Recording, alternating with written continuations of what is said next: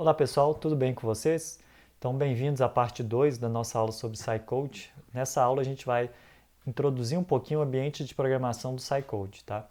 Tudo bem, então vamos falar aqui como é que a gente edita programas no SciCode. O SciCode ele tem mais de 600 funções já prontas, incorporadas, né, dentro do Visual SciText. Até agora a maioria delas que a gente utilizou foi essas funções já incorporadas, tá?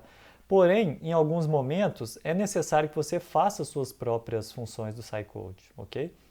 E como é que a gente faz isso? A primeira coisa é abrir um ambiente SciCode. Então, se você clicar nesse botão aqui, né, nesse atalho aqui, no SciText Explorer ou no Project Editor, ele vai abrir o ambiente do SciCode. Vou mostrar aqui para vocês, ó, esse botão aqui em cima aqui, que são basicamente dois arquivos, SciCode Editor. Então, ele vai abrir aqui para mim o ambiente do SciCode, tá? No meu tinha até alguma coisa escrita aqui. Tudo bem, deixa eu fechar. De vocês vai abrir assim, todo em branco, tá certo? Então, esse é o ambiente do SciCode. No SciCode, a gente tem que pedir para criar um novo arquivo, né? Cada arquivo é como se fosse um programa, vamos chamar assim, né? Que ele pode ter várias funções. Então, para a gente criar um novo arquivo, a gente vai clicar no botão New, tá? Vai selecionar a opção SciCode, porque ele tem a opção também do SciCode VBA, né? E quando você tiver feito a programação, você vai clicar no botão Save, que é o botãozinho aqui com o disquete, né? E salvar dentro da pasta do seu projeto. Infelizmente, né, ele te dá a liberdade de salvar em qualquer lugar. Só que isso vai dificultar o uso, porque quando você chamar a função dentro do seu programa, ele vai procurar dentro da pasta do projeto. Então, por exemplo, se você salvar isso aqui dentro da área de trabalho ou dentro da pasta Downloads, qualquer coisa do tipo, se a sua pasta do projeto não estiver lá, ele não consegue achar a função, tá? Então, salve na pasta do projeto, que é basicamente a pasta padrão que ele vai pedir para você salvar, ok? Muito bem, então deixa eu mostrar aqui para vocês o SciCode. Então aqui tem um SciCode, novo arquivo é aqui, né? Então ele vai pedir ó, SciCode, SciText VBA, vou pedir um novo arquivo SciCode. Muito bem, esse é a área de trabalho aqui do SciCode, a gente vai digitar as nossas funções, quando estiver pronto vai clicar aqui em salvar, né? E ele vai aqui pedir para você salvar com os arquivos na extensão .ci. Repare que o meu já está na pasta padrão, né? Então sempre salve nessa pasta. Já tem até algumas outras funções aqui, né? .ci, tudo bem. Então é isso que a gente vai fazer aqui, tá? Então, vamos voltar. A janela do SciCode é essa que está mostrada aí, né? Basicamente você tem a barra de menu na parte superior. Aqui do lado você tem a navegação dos arquivos, né? Com todos os seus arquivos SciCode abertos. E na parte lateral direita aqui, você tem a sua janela de programação, que é onde efetivamente você vai escrever o seu código, tá certo? Na área de navegação, na parte inferior, vocês vão ver que a gente tem três abas, deixa eu mostrar aqui para vocês, tá? Aqui nessa parte aqui, ó, eu tenho Open Files, Open Project e All Projects, tá bom? Deixa eu voltar lá para o slide, que lá tem um zoom, né? Pra vocês verem melhor. O que são cada uma dessas opções? Então, no Open Files, você tem os arquivos SciCode que estão abertos, né? Se o seu projeto tiver, por exemplo, 10 arquivos do SciCode, só que só 2 estiverem abertos, ele vai mostrar só esses 2. Se você clicar na aba Open Project, ele vai abrir todos os arquivos SciCode do projeto aberto. Então, desses 10 arquivos que eu citei para vocês que estiverem dentro do seu projeto, ele vai mostrar todos, tá? E por último, na aba All Projects, ele vai mostrar todos os códigos de todos os projetos do SciText Explorer. Então, se você tem, por exemplo, 3 projetos no SciText, cada um com 10 arquivos SciCode, ele vai mostrar todos os 30 arquivos aqui dentro, tá? Então, essa que é a diferença. Uma função SciCode, ela é relativamente simples de entender, né? Ela tem basicamente 4 partes, né? O escopo, a declaração, o nome e as instruções. Aqui tem uma pequena função, né? A gente vai falar o que cada parte faz, já identificando aqui. Vamos ver que, apesar de não ser a linguagem C, que foi a que a gente aprendeu, é muito tranquilo, né? Porque a lógica de programação ela é a mesma para todas as linguagens. O que muda de uma linguagem para outra é só o jeito que você escreve, que a gente chama de sintaxe, tá bom? Então, a primeira coisa que a gente vai falar aqui é sobre o escopo. O escopo é o que vem primeiro aqui na função que eu grifei de azul. Esse escopo ele pode ser de dois tipos. A função pode ser public, tá? É a função que ela é pública, então ela pode ser acessada por qualquer outro arquivo do SciCode. Essa função aqui, por exemplo, eu já vou adiantar, isso aqui é o nome dela, incCounter, né? Para incrementar o contador. Como ela é pública, qualquer outra função que eu escrever pode acessar ela, independente do arquivo que eu esteja desenvolvendo, tá? Essa função, ao invés de public, eu posso substituir isso aqui por private. Se essa função for private, somente dentro do arquivo que eu colocar a função incCounter que eu vou conseguir acessar a função incCounter. Se eu criar a função private e criar um segundo arquivo, né, independente do escopo desse segundo arquivo, eu não vou poder mais utilizar nesse segundo arquivo a minha função incCounter, né, porque ela é private, tá certo? Toda função ela é public por padrão, então eu posso, por exemplo, escolher não colocar nada aqui, tá? Eu posso escolher não escrever nada, somente escrever aqui function, ok? Nesse caso, a função ela é considerada como public, tá? Ela é public por padrão. Tudo bem. A segunda coisa é a declaração, que isso aqui é uma função. Como é que você faz isso? Diferente de C, né, que a gente utilizava colchetes, colchetes não, a gente utilizava chaves para poder abrir e fechar as funções e instruções, aqui a gente vai utilizar a palavra end. Então repare que eu não tenho nenhuma abertura no seu a palavra reservada function, né? E quando é que essa função vai terminar? Quando tiver a palavra end dela, né? Então é assim que você declara que isso aqui é uma função. Você escreve que é uma função e onde ela terminar você coloca end. Tudo bem. Em seguida, vê o nome da função que está grifado aqui, né? Esse nome ele tem um limite de caracteres, pode ter até 32 caracteres apenas, tá? Não pode passar disso. Se passar disso, ele vai considerar apenas os 32 primeiros. Então é perigoso colocar funções com nomes maiores do que isso, porque você pode colocar funções com dois nomes diferentes, mas que os 32 primeiros caracteres são iguais, tá certo? Aí a gente tem um problema com isso. E toda função tem que ter parênteses, né? E aqui dentro do parênteses os argumentos, se ela tiver algum argumento. Aqui no caso a nossa função incCounter, ela não precisa de argumentos para poder funcionar. E por último, o que a gente chama de corpo da função ou instruções, né, que é o código que ela vai executar. Mais uma vez, repare que apesar de a gente não ter aprendido, né, a linguagem VBA, é relativamente simples de implementar, porque a estrutura if-else é a mesma, que a gente já aprendeu. A diferença é que ela não usa as chaves, tá? Ela utiliza aqui a estrutura if, a condição, then, else, e para fechar também é end, tá? Então as instruções também utilizam end. Repare que é simples também de saber, ó, se o contador for menor do que 100, então a gente vai incrementar esse contador em 1, né? Se não for, ou seja, se o contador for maior que 100, a gente zera ele. Então uma instrução que vai contando até 100, chegou em 100, ela zera e começa de novo, tá? Então é relativamente simples. Algumas instruções aqui, né? O operador de atribuição ele é igual ao de C, né? É o símbolo de igual. Ele é utilizado para a gente atribuir valores, né? Alterar o valor de uma variável. Essa variável pode ser digital, né? Tipo plant pump igual a 1, estou ligando a bomba da planta.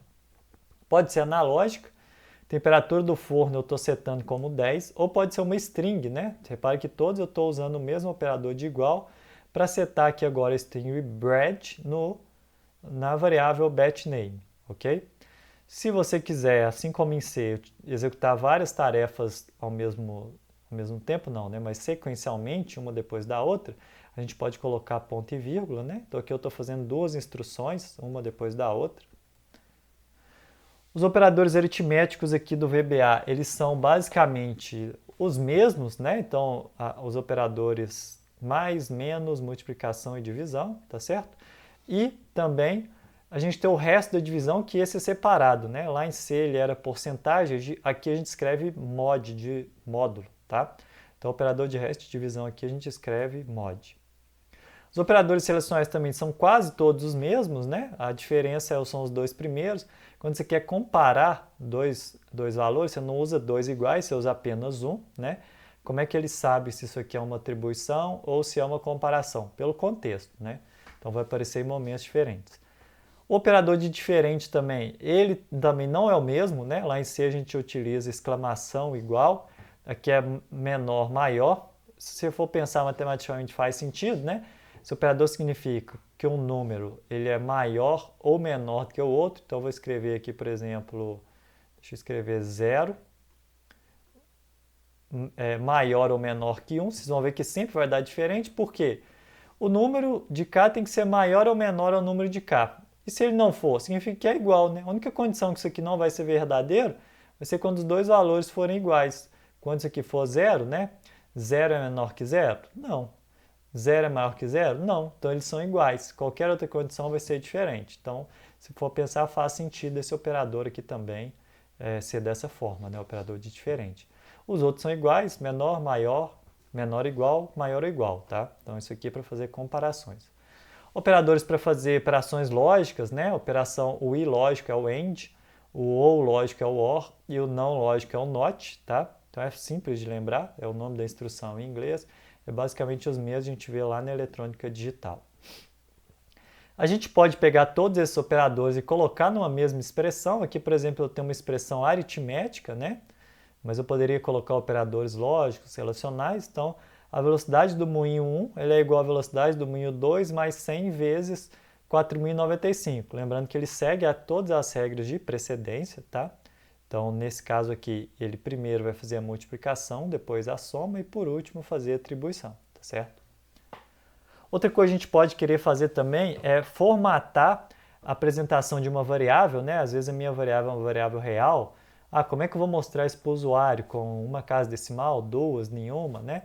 Para fazer isso, a gente usa o operador de 2 pontos, né? Que é utilizado para converter valores numéricos em strings formatadas. Então aqui tem um exemplo, eu vou colocar o nome de uma tag, exemplo tag 1, 2 pontos, e cada um aqui dos jogo da velha significa um número. Então aqui eu vou mostrar o meu valor de tag 1 com 4 dígitos antes da vírgula e uma casa decimal, tá certo? Então, sempre dessa forma aqui, para formatar os valores, o que seria basicamente o que a gente fazia lá, né, no printf em C, quando você usava porcentagem D e formatava dentro desse porcentagem D, por exemplo, ponto 4 ou 4 para trabalhar com as casas decimais na apresentação do número. O Scicode também ele habilita a gente criar variáveis dentro dele, né, uma linguagem de programação. Como é que você faz para declarar uma variável? Você fala o tipo dessa variável, dá um nome para ela e se quiser, né, isso é opcional, por isso que está aqui entre colchetes, tá? Você coloca igual ao valor inicial que você vai atribuir para ela, né, fazer uma inicialização. Esse tipo de dado aqui, ele pode ser de 4 tipos: int, inteiro de 32 bits, real, um real de 32 bits, string, de 128 bits, que é um conjunto de caracteres, ou object, que são aqueles controles ActiveX ou qualquer objeto de tela que você queira usar como variável, tá? Existem também funções que convertem um tipo de dado para o outro, né? Por exemplo, se às vezes você pede ao usuário numa caixa de texto para ele inserir um valor, né? Aquele valor é texto, você quer transformar ele em número, então você pode utilizar essas variáveis aqui, tá certo? Então, a gente tem int to str, que é inteiro para string, real to str, que é real para string, str para int, str para real, time to string, né, que é uma variável de data hora para um texto, e str to date, que é um texto para data. Então, todos esses aqui. Tudo bem. São várias funções que a gente tem dentro do Scicode, né? A forma mais simples de você achar essas funções, principalmente no início, quando a gente não lembra o nome, né? É clicar com o botão direito na área de programação, né, e selecionar a opção List Functions. A partir disso, ele vai abrir um menu igual a esse e a partir do ponto que você começa a digitar a função, ele já busca para você. Então, vamos fazer aqui para a gente ver um exemplo.